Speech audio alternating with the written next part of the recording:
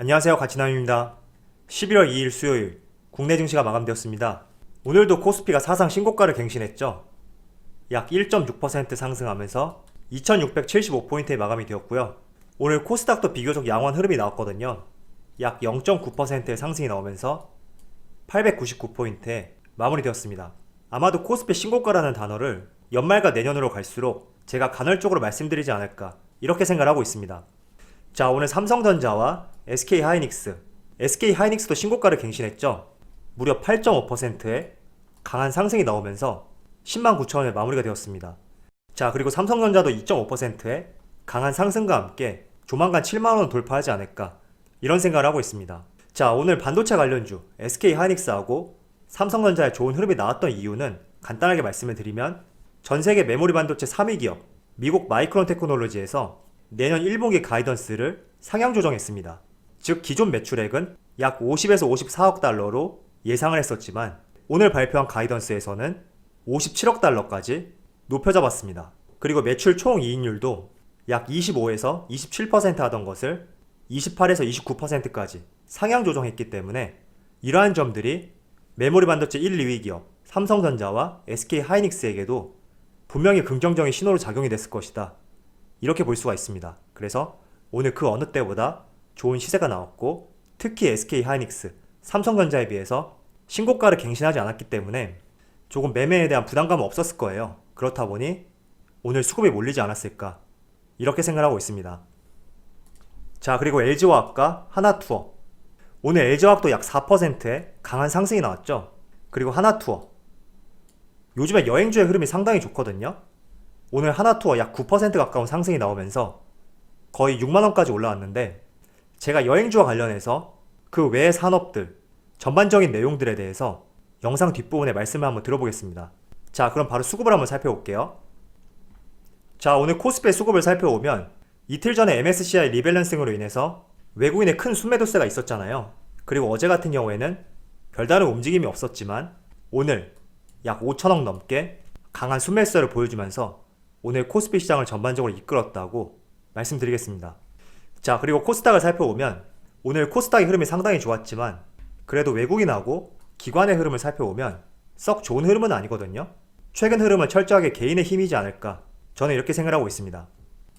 그리고 삼성전자를 살펴보면 오늘 외국인의 순매수세가 이어지면서 약 2.5%의 좋은 흐름이 나왔고요. 그리고 SK하이닉스 같은 경우에는 삼성전자와 달리 외국인이 집중적으로 매수를 했죠. 뿐만 아니라 기관 쪽에서도 강한 매수세가 이어지면서 시가총액 2위 종목으로 보기 드물게 강한 상승이 나왔다고 말씀드리겠습니다. 자, 그럼 바로 주체별 매매 동향에 대해서 살펴보도록 하겠습니다. 12월 2일 외국인이 가장 많이 매수한 종목은 삼성전자, SK하이닉스, LG화학, 신한지주, 셀트리온 헬스케어 이렇게 5종목을 순매수 상위 종목을 올렸습니다. 단골 손님이죠. 이 세 종목은. 이어서 기관을 살펴보면 SK하이닉스, SK, 삼성전기, SK텔레콤, 포스코케미칼 이렇게 5종목을 순매수 상위 종목을 올렸습니다. SK하이닉스는 외국인하고 겹치는 종목이고요. SK지주사 같은 경우에는 제가 어제 말씀을 한번 드렸죠. 아마 수소사업 관련 이슈 때문에 오늘 좋은 흐름과 함께 기관이 많이 매집하지 않았을까 이렇게 생각을 해봅니다. 자, 그리고 개인을 살펴보면 삼성전자 우선주, 현대차, 앱코, FNC, 현대모비스 이렇게 5종목을 순매수 상위 종목을 올렸습니다. 자, 그리고 이번에도 인버스를 베팅했네요. 자, 이렇게 삼성전자와 SK하이닉스가 독보적으로 움직이고 있고 연말이 다가옴에 따라 많은 분들께서 배당에 대해서 기대를 하시고 계실 거예요. 그래서 배당을 받으려면 어떻게 해야 되는지 간단하게 말씀을 들어보겠습니다.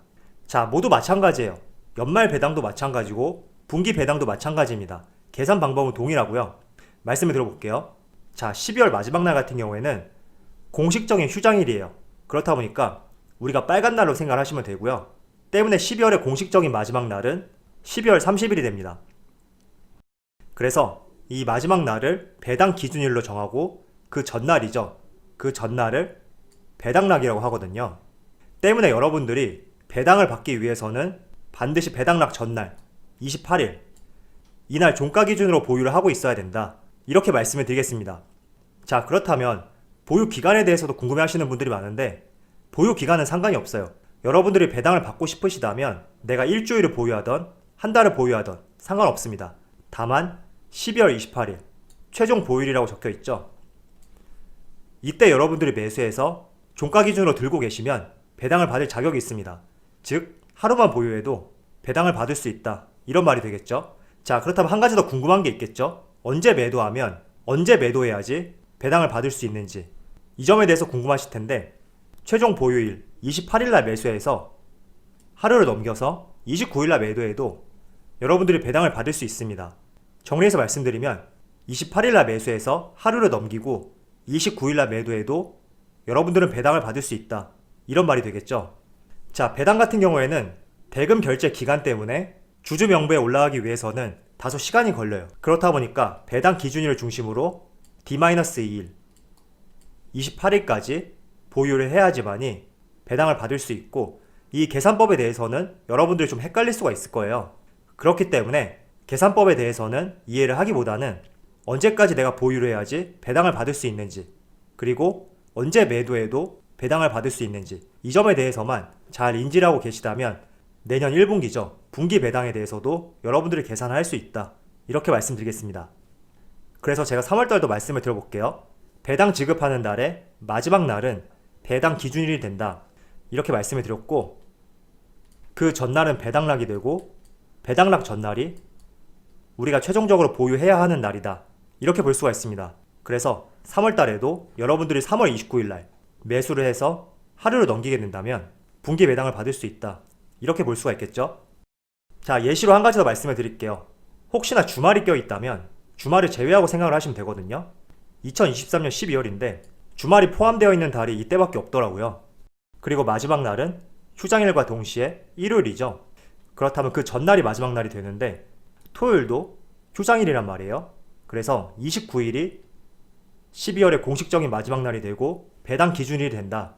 때문에 그 전날은 배당락, 그리고 그 전날은 최종 보유일이 될 수 있다, 이런 의미라고 보실 수가 있습니다.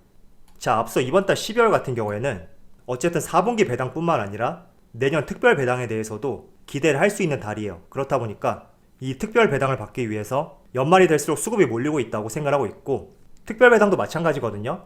12월 마지막 날 최종 보유일 날 여러분들이 매수를 하고 계셔야지 기존 4분기 배당과 특별 배당을 받을 수가 있고, 또 4분기 배당 그리고 특별 배당을 모두 합친 금액을 생각해보면 아마도 약 1,300원이 되지 않을까, 이런 의견이 지배적입니다. 자, 지금 보시는 차트 같은 경우에는 삼성전자의 특별 배당 추정치인데 간단하게 한번 설명을 드릴게요. 여기 좌측에 보시면 18년에서 20년 FCF 50%라고 되어 있죠. FCF라는 뜻이 프리 캐시 플로우라고 해서 잉여 현금 흐름이라고 말씀을 드릴 수가 있습니다. 그래서 현재 최종적으로 잉여 현금 흐름이 얼마나 되는지 그 부분에 대해서는 알 수 없어요. 그렇지만 18년과 19년, 20년 추정치까지 합쳤을 때 배당과 자사주 매입액은 어느 정도 우리가 가늠을 할 수 있단 말이죠. 때문에 잉여 현금 흐름에 따라서 특별 배당의 규모가 달라질 수 있고, 그 규모는 지금 우측에 보시는 것처럼 주당 540원에서 많게는 2,100원까지 나올 수가 있습니다. 자, 여기 오른쪽에 있는 것은 4분기 배당하고 특별 배당을 합친 것이에요. 헷갈리시면 안 됩니다. 4분기 배당은 고정이죠. 주당 354원으로 고정이 되어 있고, 여기서 특별 배당에 대해서 합산한 것이 우측에 나와 있는 여기 표와 같다, 이런 말이 될 수가 있습니다. 그래서 평균을 내봤을 때 4분기 배당과 특별 배당은 약 1,300원이 될 것이다, 이런 의견이라고 볼 수가 있습니다. 자, 그런데 지금 삼성전자의 주가가 많이 올라와 있잖아요. 만약에 정말로 1,362원이 지급이 된다면 지금 주가를 한 주당 7만원이라고 가정을 해봤을 때 약 2%가 조금 안 되거든요. 즉 분기 배당으로 2%를 지급한다, 이렇게 볼 수가 있습니다. 어떻게 보면 적을 수도 있지만 분기로 봤을 때는 제법 많은 금액이 될 수가 있겠죠. 그래서 지금까지 배당 일정에 대해서 한번 설명을 들어봤는데 조금은 도움이 되었으면 좋겠고요. 다른 종목들도 마찬가지예요. 계산하는 방법은 모두 동일하고 적용시켜 보신다면 내가 얼마나 보유를 해야 되고 내가 언제 매도해도 배당을 받을 수 있는지, 이 점에 대해서 이해를 할 수 있을 것이라고 생각하고 있습니다. 자, 그리고 제가 여러분들에게 여행 관련주에 대해서 한번 말씀을 드려볼게요. 지금 의견에 대해서는 여행주를 매수하자, 이런 의견은 아니거든요. 여행주를 매수했어야 된다면 이미 진작에 매수했어야 된다, 이런 의견을 갖고 있고, 제가 여행주에 대해서 말씀을 드림으로써 마인드맵을 통해서 생각의 확장을 한번 시켜보셨으면 좋겠습니다. 자, 지난 주말에 나온 기사인데 참 좋은 여행이죠. 타이틀 한번 읽어볼게요. 해외여행 6,000명 몰렸다. 일주일 새 100억 대박. 이런 타이틀의 기사가 나왔습니다. 이게 어떤 말이냐면 지난주에 참 좋은 여행에서 하나의 프로모션을 진행을 했습니다. 즉 코로나 백신 치료제가 나온 뒤에 조금은 자유롭게 해외여행을 할 수 있는 상황이 왔을 때 그 상황을 대비해서 여행 계획을 짜고 있고 미리 예약금을 받겠다. 이런 취지라고 볼 수가 있습니다. 자, 그래서 아래를 보시면 예약금이 1인당 10,000원으로 되어 있죠. 그리고 여행 일정은 아래 나와 있는 것처럼 아시아 국가들을 먼저 시작으로 해서 유럽까지 확대를 하겠다. 이런 계획이라고 볼 수가 있습니다.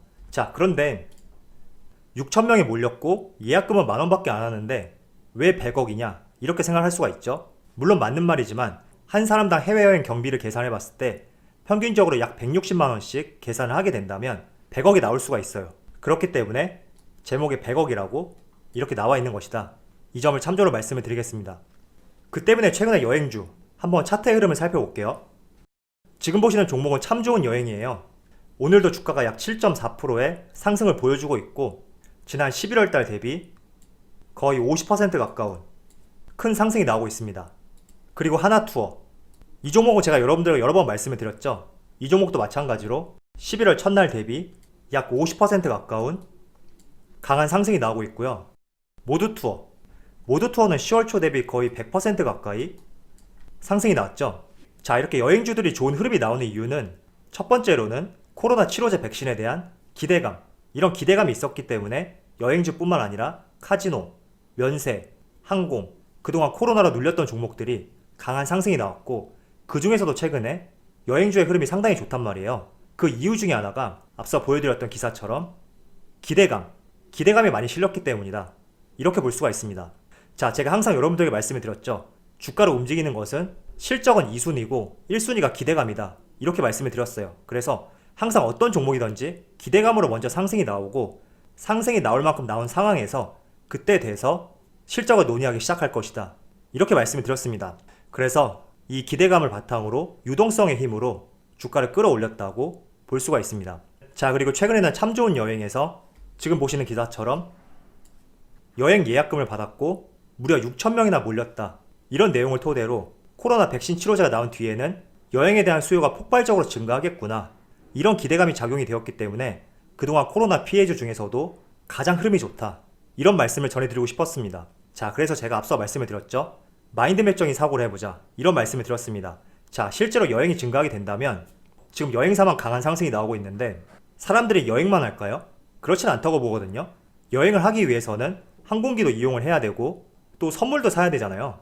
면세점 업체죠. 신세계라든지 호텔신라, 이런 두 기업들 모두 연관성을 갖고 쳐다봐야 된다. 저는 이렇게 생각하고 있습니다.